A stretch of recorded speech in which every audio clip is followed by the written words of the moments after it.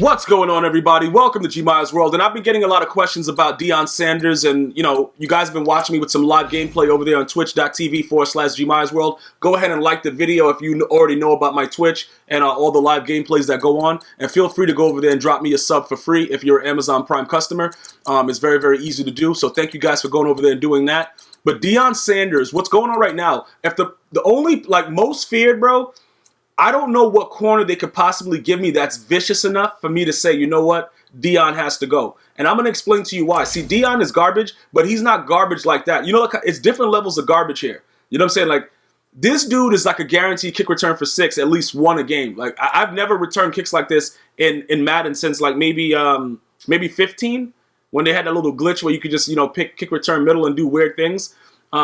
And then dudes would come down and then you just outie 5,000. And also the speed threshold actually mattered. So dudes weren't diving from 95 feet and tackling you like they do now. Everything has changed a lot. But Deion Sanders, right? Let me just explain what's going on with him. When I say he's garbage, when you put him in specific zones, like yesterday, I lost the game to an idiot because Deion Sanders was beaten over the top, but he was right there and I clicked on it, he just wouldn't jump or respond. Now, I don't know why that happens, and that might happen to every corner.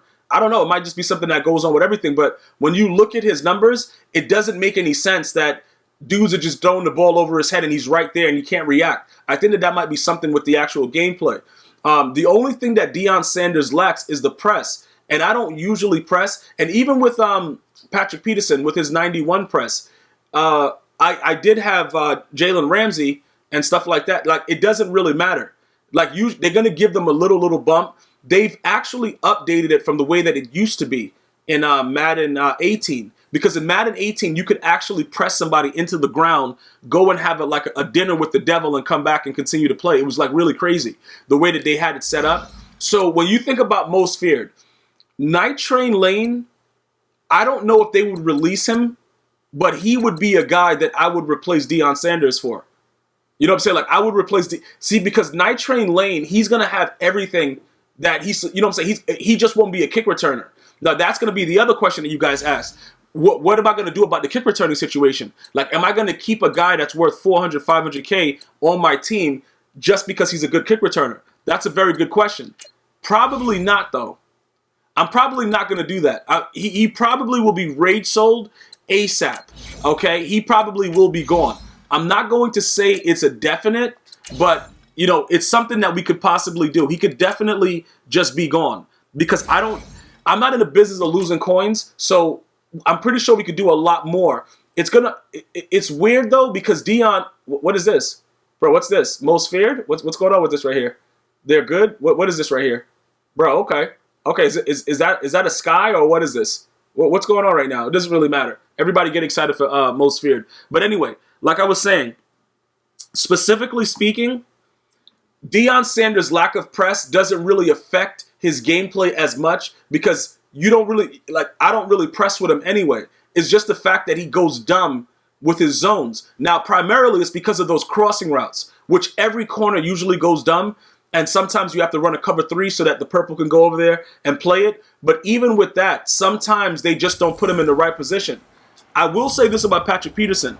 He's also an idiot in this game. But I'm trying to figure out if it's just that, everybody does it, or if it's just it's just specifically my luck. Maybe it's just my luck. Maybe the guy sucks and it's just what it is, or maybe it's just my luck that it's going on so much because it's starting to really, really happen often. So we have to figure that stuff out. I don't know.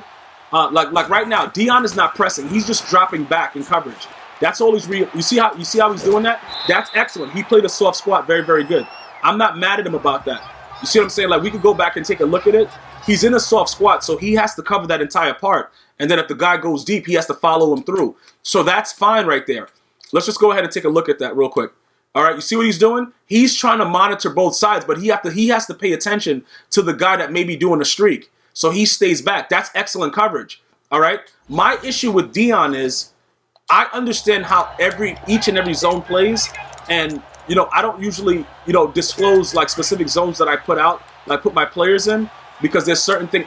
If I run into a lot of you guys and you guys lurk me, I don't want you guys to understand how to beat me. You know what I'm saying? Like, bro, you got to figure it out yourself. Yo, run it for six, whatever. Oh, so this guy didn't even get a first down. All right, this guy sucks, man. All right, it doesn't matter. Good job, Shazier. Good job, man. You piece of, whatever. All right, so look, like I was saying, right? When he plays specific types of zones, it's very, very difficult for him to be able to, play the zone he's supposed to actually be playing because of the way that the game is. You see what I'm saying? Like the crossing routes, especially when you play a guy that's running PA crossers, it doesn't really matter what a lot of the things that you do. Every corner is going to act stupid unless you manipulate your coverage. Now, one of the things that I did learn that I can tell you guys is that certain man coverages in this game will run all the way across the field with the crosser and usually pick it off.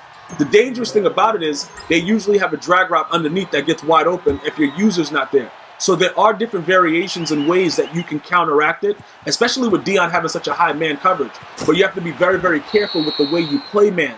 You see what I'm saying? Because if you play like man coverage with the outside receivers doing the crossers, like if you let's just say they're doing like the crossers out of the the Patriots bunch or whatever, and they're doing crosses on both sides. Pat Sale, like the #1 bum play, right?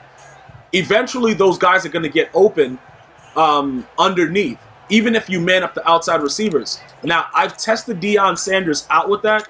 He does play excellent man coverage. Okay, he plays excellent, bro, man to man, bro, his body all over another man's body. He does it. But again, when I play man coverage with him, he still sometimes gets beat. That's what I don't understand. Like with the way that he plays, Deion Sanders, like if I back him off, say you back Deion Sanders off and the guy runs a crosser route, right? They'll keep him like right below him, but his reaction when you click on to try to pick it, I don't know if this happens to you guys, but he won't jump. But he has 92 jumping or something like that. But he just won't jump though.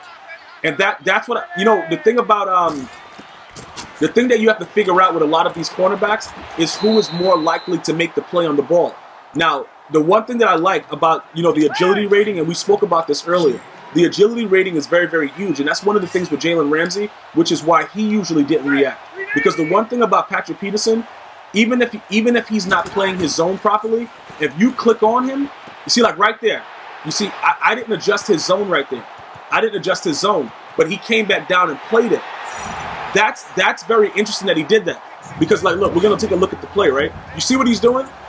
It's a post, and the guy underneath is there doing the cross, but he's not gonna follow depending on the way that the game is because his awareness is so high. You see, this guy is supposed to be doing a post, so he's going to go do his post, but Deion stays.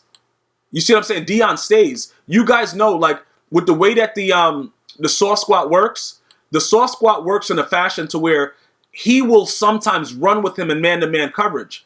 Now, you can stop that by adjusting the coverage. You can adjust it so that he doesn't leave his side. You see what I'm saying? You can absolutely adjust that. And then he'll stay there, and then he'll play it, and then his awareness will come into play, and then he'll be able to pick the ball. But again, if you get Night Train, they can't give Night Train lower man or zone than, than this guy. I don't think they can. See, Night Train Lane is a very unusual, he's a very unusual card because he's great in all aspects except for kick returning. Like, because, obviously they didn't really utilize him like that when he was playing. Dude was doing horse collars out the yin-yang and just doing whatever he wanted. But that was something that went on back then. But he was a great man-to-man player, great zone coverage player. And, when you look at it along those lines, more than likely he's going to be better than Deion Sanders. But it's just the fact of the kick return. So for those of you that are wondering, you're probably like, yeah, but just power him up to a certain amount and leave him there. Let me tell you something. That 95 speed, that's the real deal right there. Okay? Even though he's going to get warped by a guy that's nowhere near his speed, that's EA Sports. That's not Deion. You know what I'm saying? Like look, what? Why did he just move like that? He trying to go off sides? Bro, my man trying to go off sides though. Bro, why did he fumble the ball though? I don't know what's going on. This guy just fumbled the ball. All right, it doesn't really matter. These dudes are garbage, man. But like I said, with the way that the game is set up right now, I'm pretty sure they're gonna find a way to get Night Train Lane into the game. All right, if he's not a boss defensively, or whatever the situation is, if he's not like a higher rated player, I don't think there's any other corner unless they give us Antonio Cromartie. He was a goonie, but he wasn't really high press either. You know what I'm saying? I don't think his press rating has ever been like that glitchy. He was just an unbelievable maniac when he played, though. from the Chargers to the Jets, wherever he played, he was just really good.